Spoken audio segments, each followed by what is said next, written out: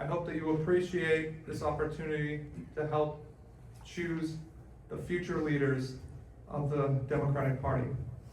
With that, let's get to our first race. Assembly District 5 is Neva Parker, she has a representative here today because she's not able to make it due to illness. So, Tomas, you have 5 minutes.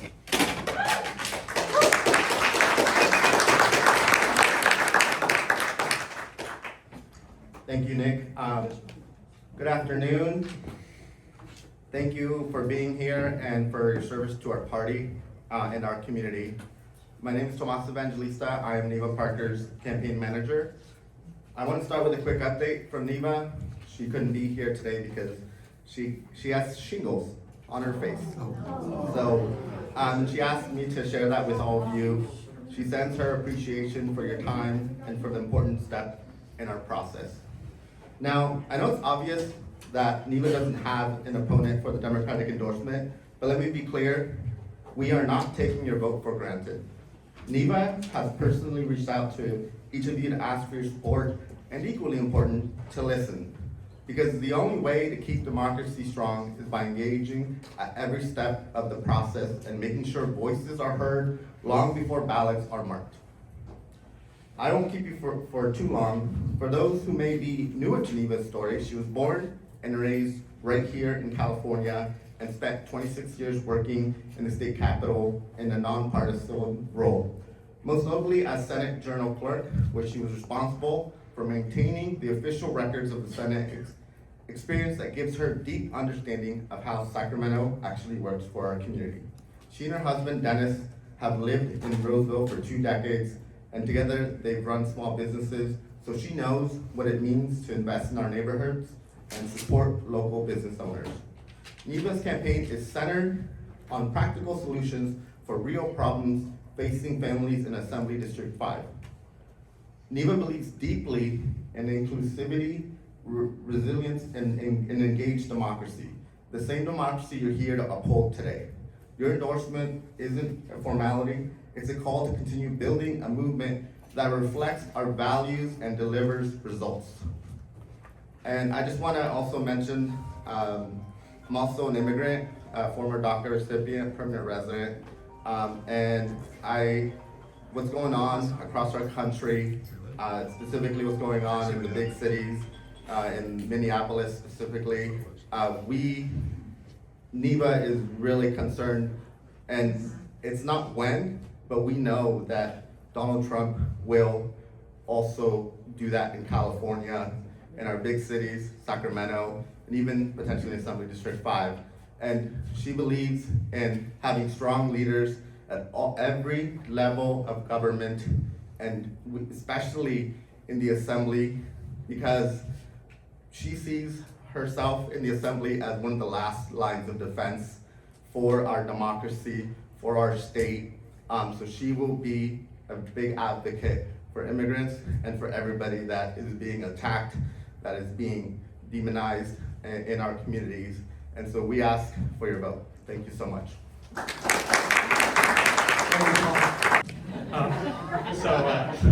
So hello everyone, I'm Bennett. I'm a technology strategist, a disabled Army veteran, a West Point and Berkeley MBA grad, and I'm a People First progressive running for Congress in the 3rd District to give people hope for the future again. Now, I am not independently wealthy, and I don't have a massive war chest. And I'm actually here because I want to fight for the things that people need. Now, the thing that got me to run for Congress was last year when immigrant students that protested genocide started getting kidnapped by the Department of Homeland Security. Because as a student of history, I know that fascist movements, they start with a small, voiceless, powerless minority, and then they expand from there. And I think that we can all see over the last several months that that is exactly what has been happening. Most recently last week, when Renee Good, an American citizen, was murdered with impunity in the streets of Minneapolis. Now, I think one thing that sort of sets me apart is I'm actually an extrovert, and it seems to be that I'm the only candidate in this race that actually likes talking to other human beings. And a lot of the people that I have been talking with, they're really struggling right now. Like, moms are going hungry to make sure that their kids have enough food to eat. A lot of parents are struggling to afford health insurance for their kids. This person I talked to, she and her husband are spending $1,200 a month just for health insurance, and they can't afford to have their son on their plan. And if he were to join their plan, then her entire paycheck would just be going to that. So times are tough. People are struggling to pay the rent. They can't find jobs. If they do have jobs, they have to work multiple jobs just to make ends meet. And that's a problem. Now, I think the worst thing that we're seeing, though, is the fact that our representatives just are not listening to us. They dodge in-person town halls. They can't be bothered to show up here today.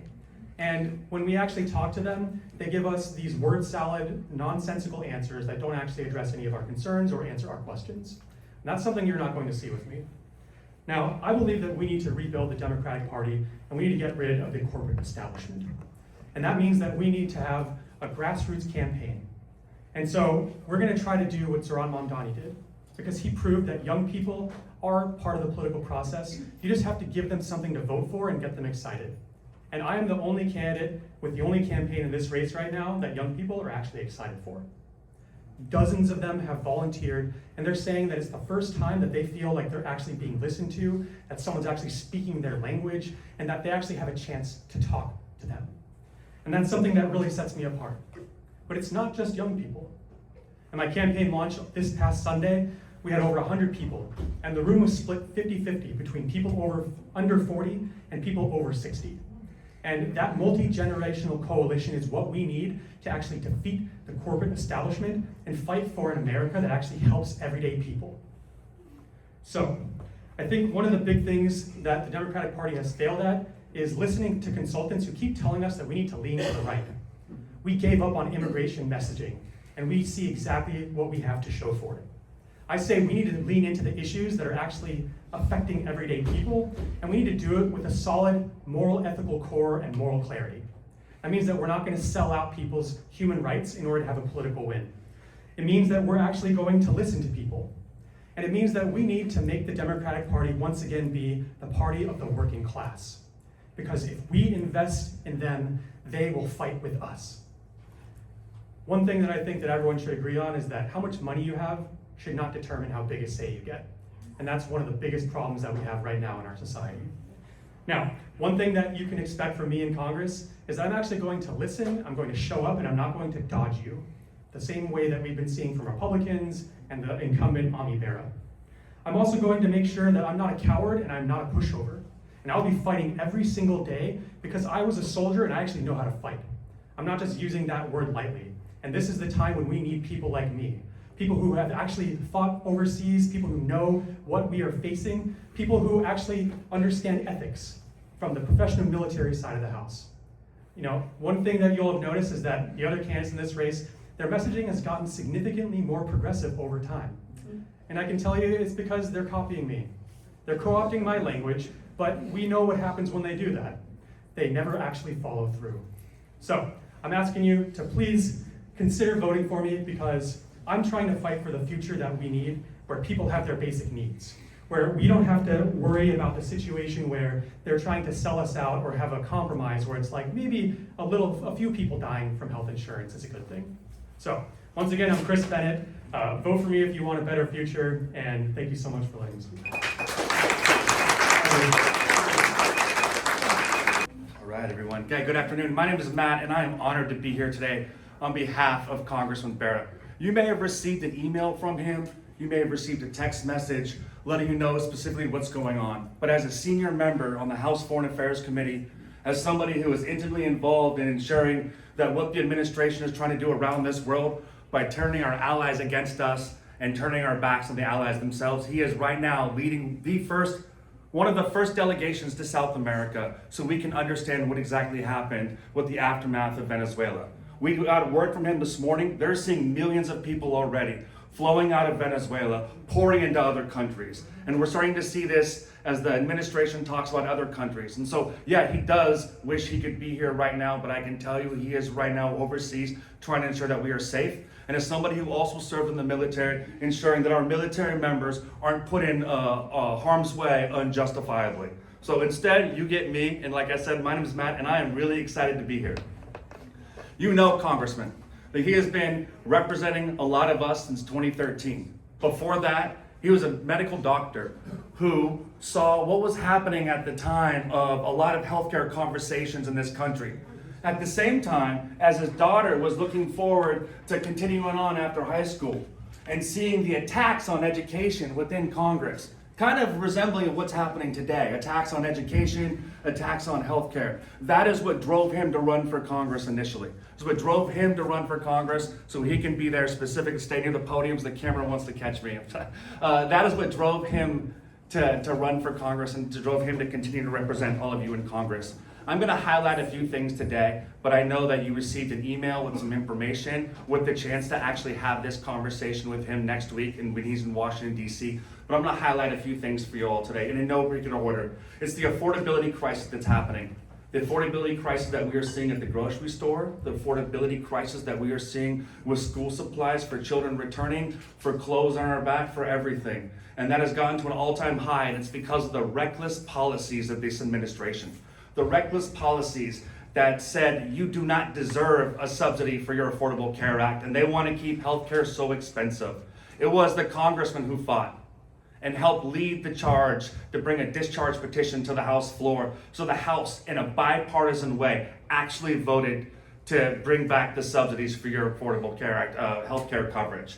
It is these things, these assaults that continue on a daily basis. And that is why he works in Congress with all of us back here, so we can ensure that we can afford our lives. We can afford to live in this community. We're in a beautiful park as children are playing. There's a reason we all chose to live here and grow our families here. And it's because we respect one another and we want to find a place that's affordable and can meet all of us. We have to stop the administration. We're forced into this when cowards answered the administration's call and changed their congressional maps around. And so, as California stood up in response to Prop 50, the congressman said, I want to continue to stand up. I want to continue to fight for all of the constituents. I want to continue to represent and do what we can do to fight the administration in Congress. And that is what he has been doing. And so whether that is back here in the district, whether that is back in Washington, D.C., or anywhere else in between, the only goal is focusing on making life better for all of us and stopping these unprecedented attacks by this administration. And then lastly, it's delivering for all of you. Delivering for all of you in this room individually, and delivering from all of you in this room collectively. There are $20 million that are now back in people's pockets that were taken from the federal government because of paperwork issues or other things. There are families being reunited in our office. American children, American citizens were forbidden from returning to this country, actually have traveled through war-torn countries in the middle of the night trying to find open consulates so they can get their visa paperwork processed. That's in conjunction. That stuff is happening on a regular basis. So when you hear the great numbers of $20 million and thousands of constituents, it doesn't talk about the veteran who finally can get their VA claim processed because that paperwork got lost somewhere. The Social Security benefits, we can keep that senior in their home because those benefits are coming their direction. Anything involving it all. And so that is what he is doing, is delivering for all of you. And I said delivering for all of you collectively. He's also able to do that with your nonprofits, through your grants, through the clean water that we drink. And again, I bring it back to, as a Iraq War combat veteran myself, we have the Mather Veterans Village in our community, broader Sacramento region community. And this is where Sacramento is standing up and saying, we are not going to let any veteran be on our streets at night. And the congressman is for that effort, so we appreciate all of you. Thank you.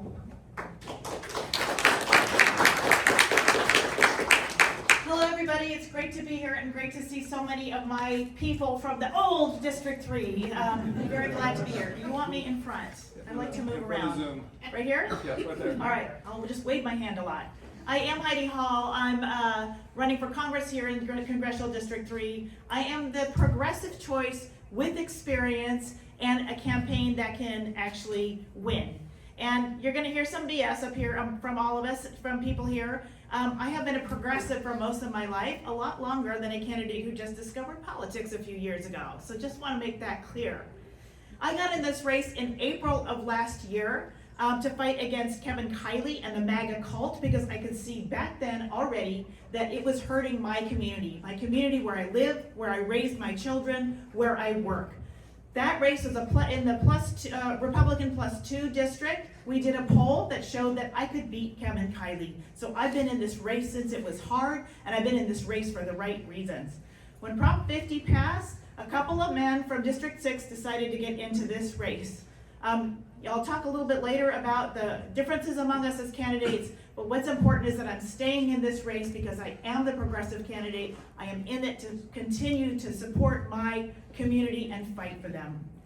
I'm a public servant all my life. I worked for the US EPA for two decades, with the Department of Water Resources for 10 years, and for the last 9 years, I've been a supervisor in Nevada County, delivering real results on the ground while working on a politically split board and moving my progressive agenda forward at the same time. I'm really proud of what we have been able to do there. I've also been in leadership positions at the state and at the federal level, representing counties. And I have stood up for our vulnerable populations, sometimes all by myself. I have been a key ally for our LGBTQ community there since day one. I helped get a Pride resolution through finally, which took years, but got it through on a split board. That was my effort.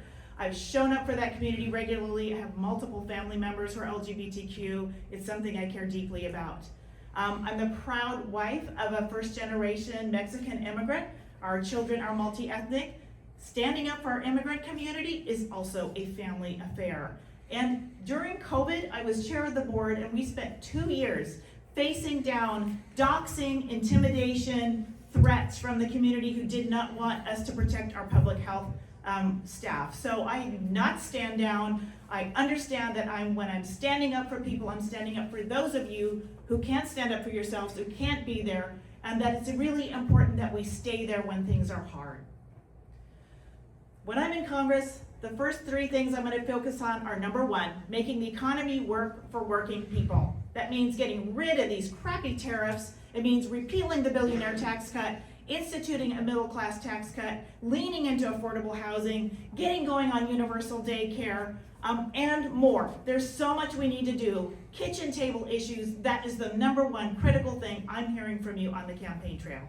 Second, Medicare for all. I'm going to sign on that bill. That'll be my first action. Make sure that we are extending health care for people. It is a human right. We need to lean into that. The Democrats are going more and more that direction. We can get there. I want to enshrine our reproductive health rights, and I want to make sure we protect our rural hospitals. Third, the need to stand up and fight against this awful, insane, out of control government that we have now. Getting back to due process and enforcing the rule of law on our streets, stopping the militarization of our cities, stopping the decimation of our federal agencies, stopping the politicization of DOJ. Every single day it's something more, and we have to fight like hell against that. It's really important that you know that while we fight all this stuff, we have to have a vision for a better future, especially for our youth, and I have that. We can afford to be a generous, joyful society, and we need to get back there. The important thing is we have to get a progressive in this seat.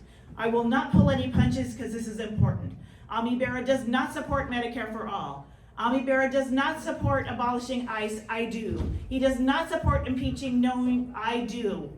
He has censured one of his fellow Democrats for calling out Trump for some of the crap that he's doing.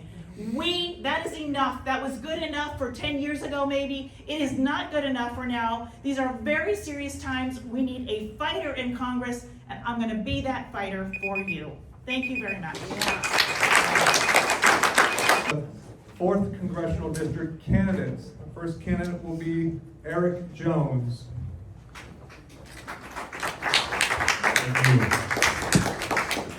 I'm Eric Jones, and I'm running for Congress in California's 4th District. I know a bunch of Lincoln folks here. Great to see you. All right, I'll stand here. Hello. Growing up, corporate America crushed my family. My father, a disabled veteran, was fed prescription after prescription of painkillers. We were in hundreds of thousands of dollars of medical debt because of the insurance industry. My teenage mother raised 3 boys. She took care of my father, worked as many hours as she could. and put me in a position to succeed. I started working at 14, and then I'm proud to say I'm a first-generation college graduate. I graduated from Yale University. And then in my career, I've realized that we have gaps in our healthcare system. So I've focused on filling those gaps with women's health businesses, with mental health businesses. In Northern California, I've added to my companies thousands of jobs, putting therapists, doctors, and nurses exactly where they are needed. I also started a nonprofit, the American Dream Institute. And every day we fight back against MAGA messaging online. We cultivate left-wing voices and give them free speech. We show them how to activate their voice online. And we speak to millions of young and working class Americans every day. I'm also a dad and a husband. I have 2 young kids.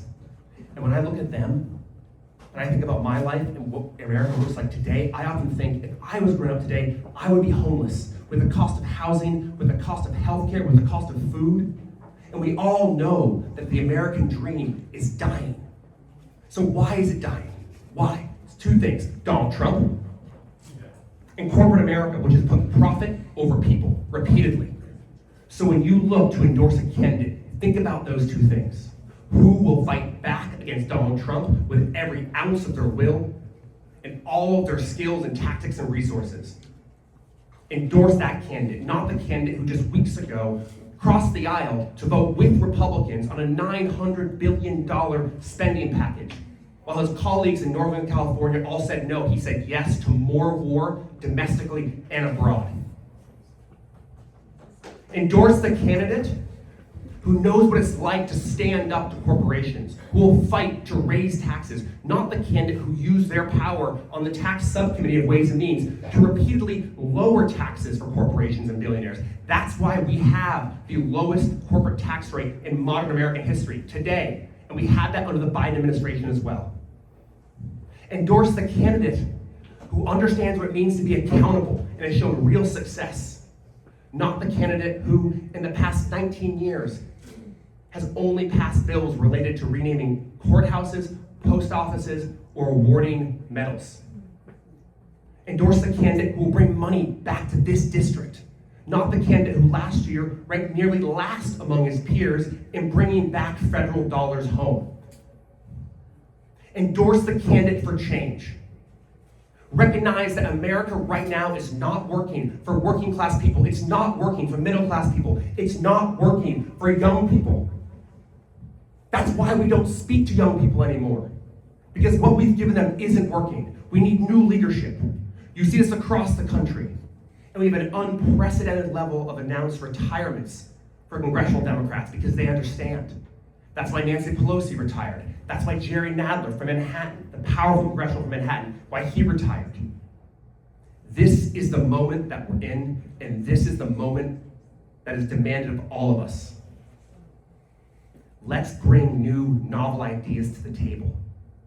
Universal health care, but better. Medicare that actually covers vision, dental, and hearing aids, that covers a nurse in your home so you can be taken care of and age with your family in your own community.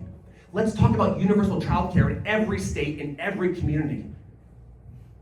Let's talk about raising taxes on corporations and cutting taxes for the working class and the middle class.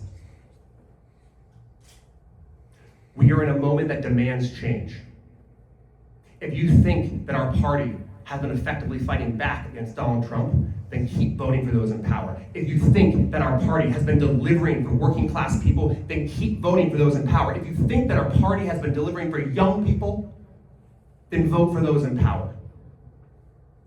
But if you want change, I recommend that you stand up, listen, and give me the opportunity to speak to you of the next however many months, till June, and then again till November, so I can win your trust. I can learn from you, and I can be the best representative for you in Washington, D.C. Thank you. Nick, thank you very much. Thank you all for being here. I think it's most fitting that we're here on Martin Luther King weekend. You know, Martin Luther King said, it's in the dark when you can see the stars. And times are dark right now, and we need all the stars we can get. And my read is, the stars are you activists, all of us who are fighting so hard in the Democratic Party. So thank you for being here. You know, every day it's something new. Last week was Venezuela. No war for oil. I will walk to the gates of hell to stop any war for oil. I'm a combat veteran and I know what happens in war. And this ICE that's going on in Minneapolis, they killed a woman, a mother of 3. ICE is a rogue organization. They're out of control. Kristi Noem needs to be impeached, and they need to lose their funding. I'm proud to work with the Democrats that I serve with, fighting this administration and their terrible policies. In the Congress, in the courts, and on the streets. And we've had some great success. I'm on the litigation task force. We have either filed or in the process of filing 500 lawsuits to challenge the illegal activities of Donald Trump. We have protested, we have gone to the streets, and our work is showing up in the polls. Donald Trump's numbers dropped again today in the New York poll. Republicans are breaking with him. On the ACA tax credit, 17 Republicans joined Democrats to vote for that. The Epstein files against his crazy tariff war, weaponizing the Department of Justice, going after Greenland.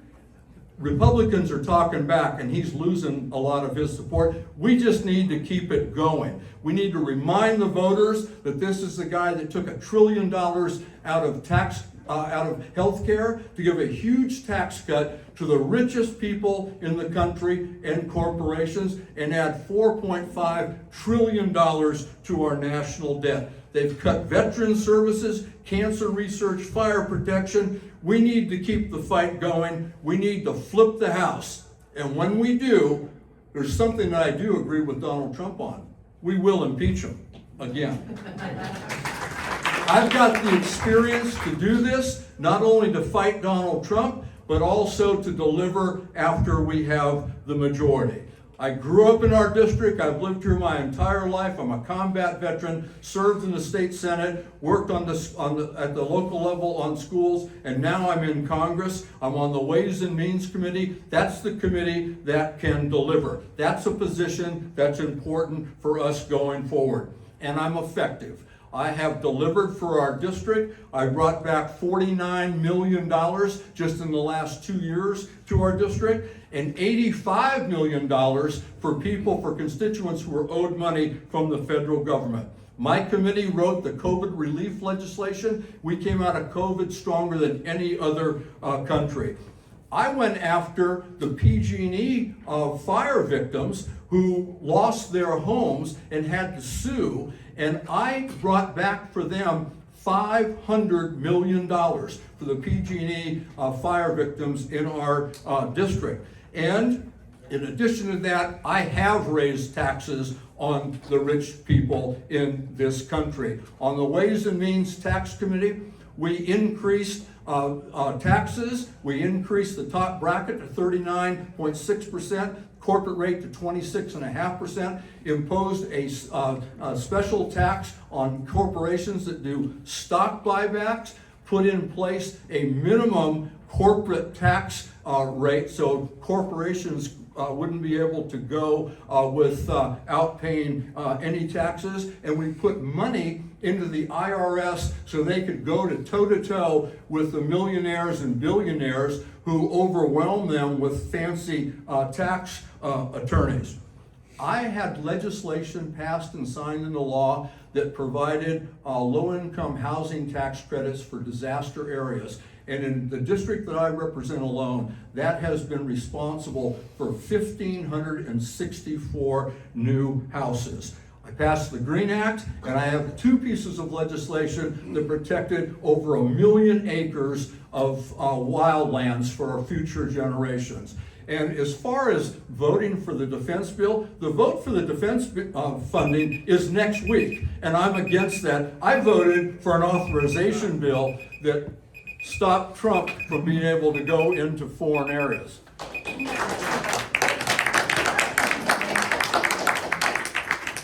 Well, Placer is certainly warmer over here than it is in Sacramento. I'm Babb Tomlinson, and I'm so grateful to be here with all of you and such friendly faces. Just a little bit about me and my why.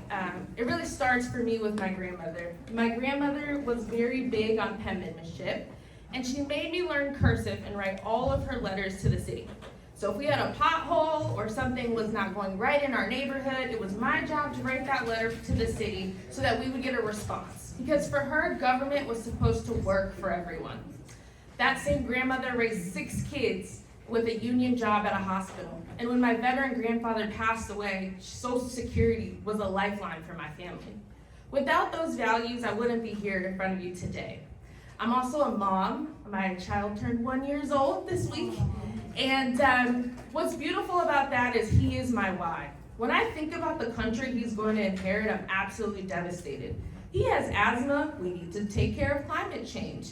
He's inheriting a world that is wildly hard to live in.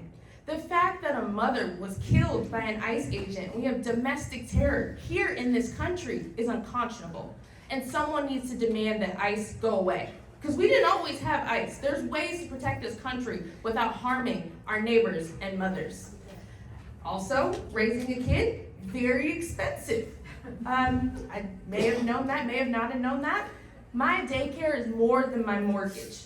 My grocery bill is going up. And it is extremely hard to raise a family here in this district, and I hear it time and time again from people in community. And so when I think about why I'm running, it's for that little guy, because I believe in the American dream. I went to American University, the red, white, and blue. Freedom is important to us. And now it's almost embarrassing to see what they have done to this country. And I want to change that. And the other reason I'm running is very clear. I'm the Chief Public Affairs Officer for Planned Parenthood Mar-a-Lago, which is the largest affiliate in the country. I left my very wonderful job at the Developmental Services Department when Roe fell. They said, Lauren, Roe is gonna fall, we need you to come back. And I came back and was on the front lines when Roe v. Wade fell.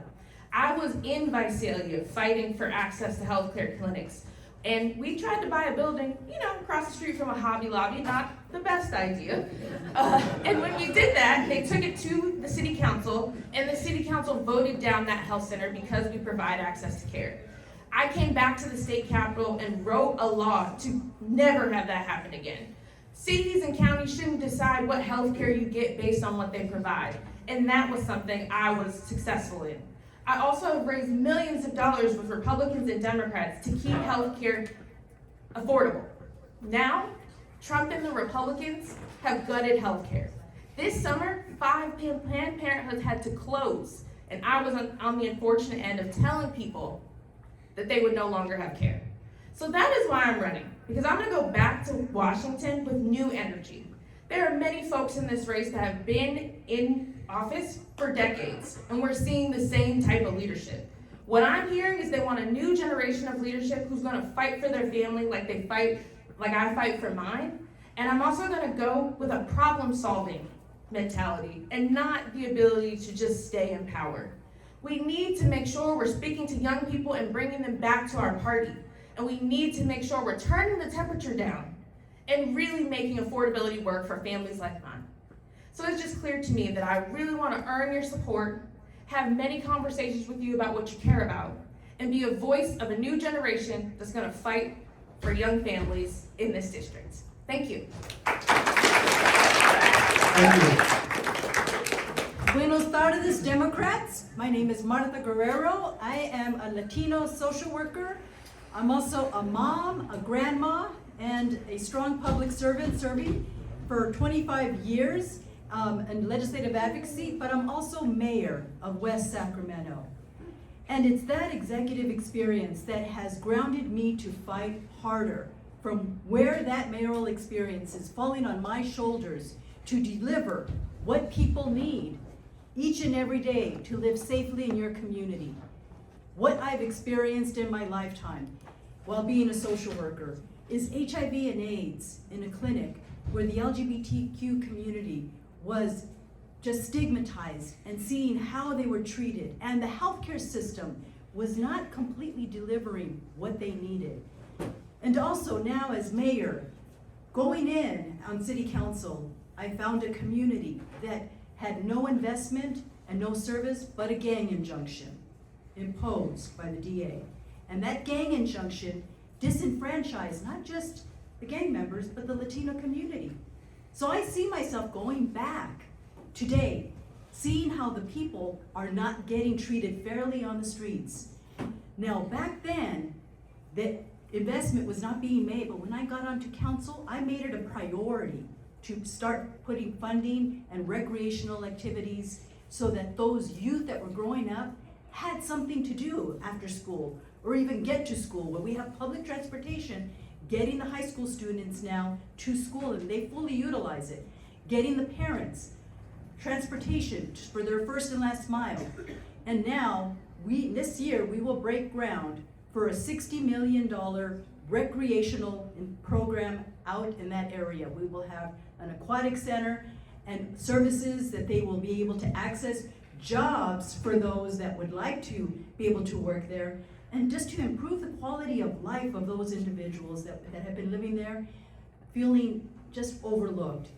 And the way that happened was when I heard how they weren't being treated fairly, I said, well, we need to organize. And they did. And so came the time when we received a big federal grant, one of the largest in the state. They wanted an interview, and I said, no, we gotta get the people who organized and fought for this, their life. And they were the ones who presented their story. And that's what I'm gonna do. I'm going to bring the people who have their experiences, because in my lifetime, I have worked on helping the elderly in my street, taking food, groceries. I was the one where you have now those services coming to your home. It was us, out of the compassion of our hearts, when there were no services available, to deliver those services. And now as a social worker, where I've worked in Sacramento County, earning my social work hours for 7 years, serving families, I see the big divide on affordability, even as my children are raising their children. Childcare, as you heard, is extremely expensive. Housing is very expensive. We need to bridge the gap. And my experience in West Sacramento is building the most affordable housing in the region. Because we are pro-housing designated, we are able to access more funding, both federal and state. And it's from that experience, and also being at the federal level, representing at the U.S. Conference of Mayors, where we are fighting for affordable housing and housing funds, that is what we also need to make sure that we build more of that, and mental health and substance abuse supportive services integrated with all of that. And moving forward, I'd like to be able to work and organize and fight for what we need in Washington, D.C. As a social worker, I know firsthand where the gaps are, and we are going to work together to bridge those gaps. I am the candidate that will represent the workers, because the way I received my role on mayor was as a result of the unions who have backed me and to help me to get into office. I will make sure that we have increased wages, affordable health care, Medicare for all, and affordable housing. And so we're working through all of that, and childcare, those are the areas I've been working for all my life. I will bridge all that together. And you can find more on my website at www.marthaguerrero.com. And I respectfully ask for your vote. Thank you. Our next candidate is Tien Ho.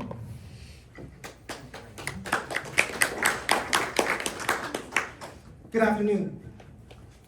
As a refugee from Vietnam, as someone who rose to become the elected district attorney of Sacramento County, as someone who brought to justice the Golden State Killer, I have spent an entire career fighting for the voiceless, the vulnerable, for victims.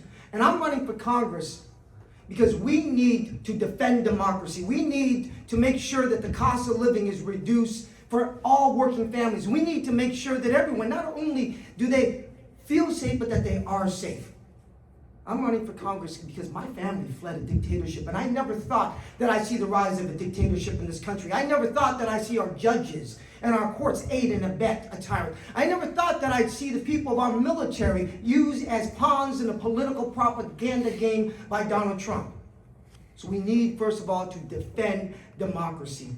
Democracy only works when it works for everyone, not just the powerful, the rich, and the corrupt.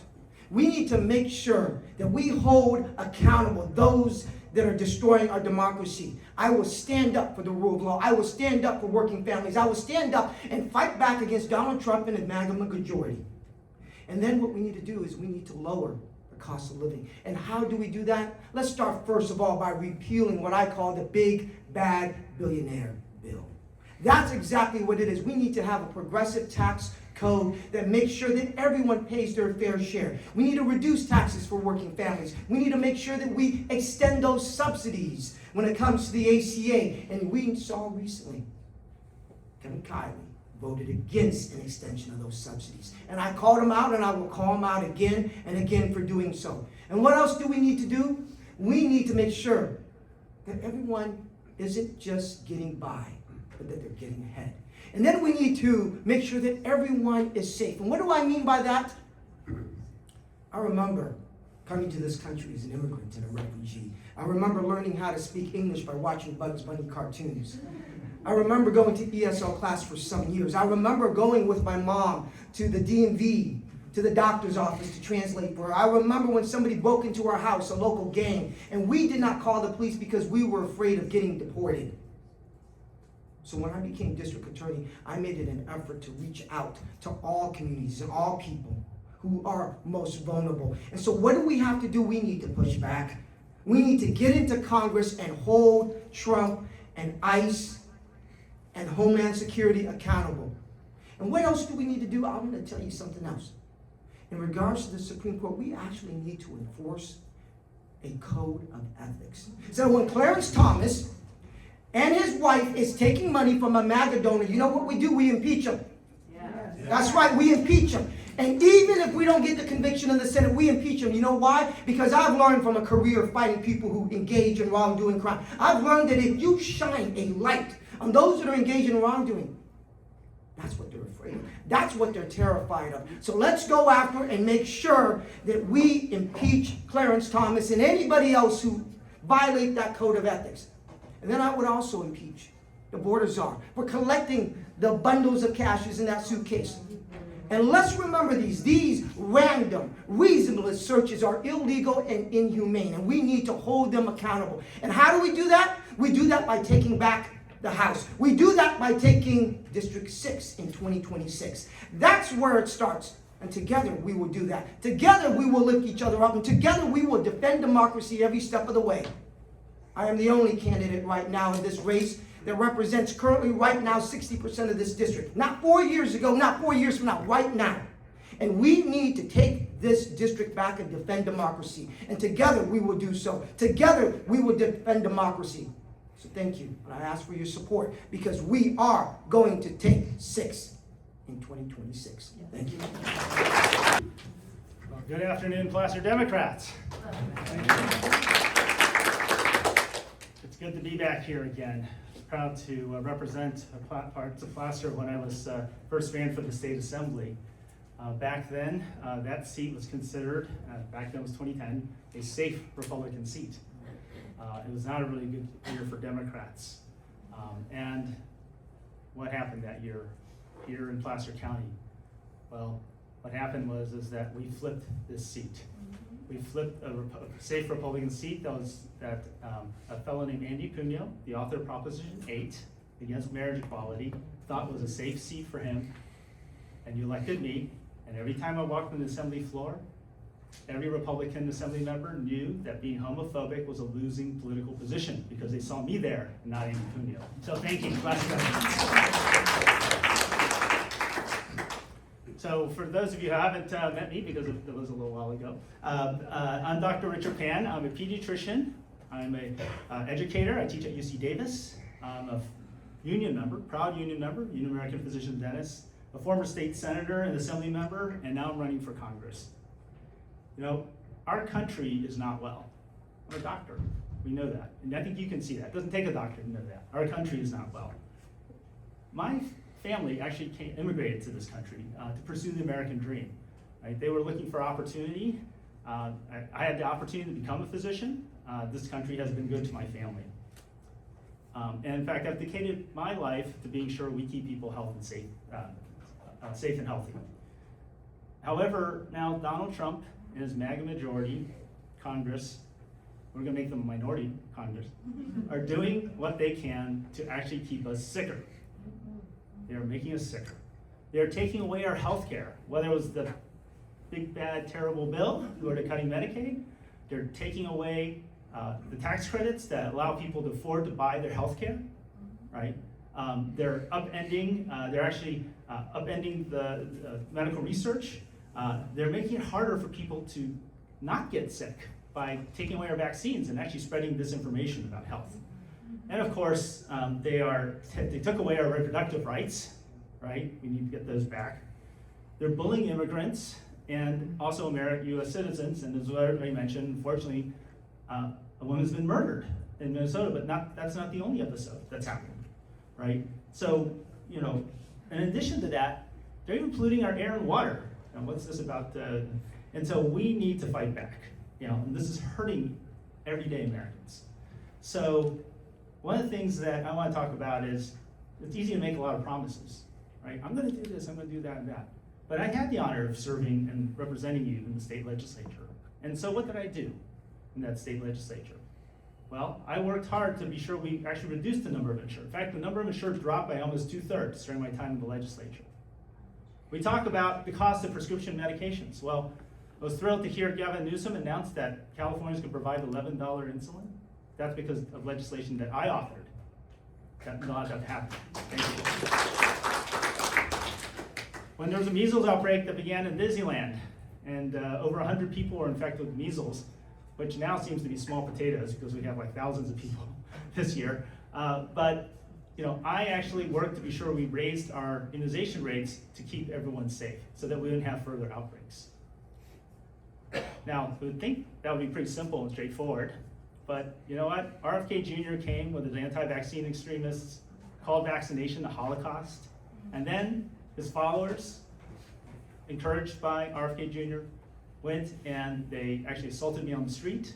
They threw blood at me at the Senate chamber, right? But I did not give in. I did not give in. I said, no, it's more important, the health of California, and I stood up to them. So I stood up to them then. I'm going to stand up to them in Congress because I beat them twice in Sacramento. I'm going to DC to beat them again. And that's why I'm doing this. You know, they're taking away our health care. They're making us sicker. But we're going to fight back. I'm going to lead that fight. You know, they took away our reproductive rights. They're taking away our immigrant rights. I fought for those in the state legislature. And so I'm proud to be running. I'm proud that I have endorsements like SEIU. So when the larger union has endorsed me because they know my record of getting things done. I'm endorsed by 314 Action because they know my record of getting things done, an organization that represents scientists and physicians. I ask for your support because enough with the talk, let's get things done. I'm the candidate to do that. Thank you.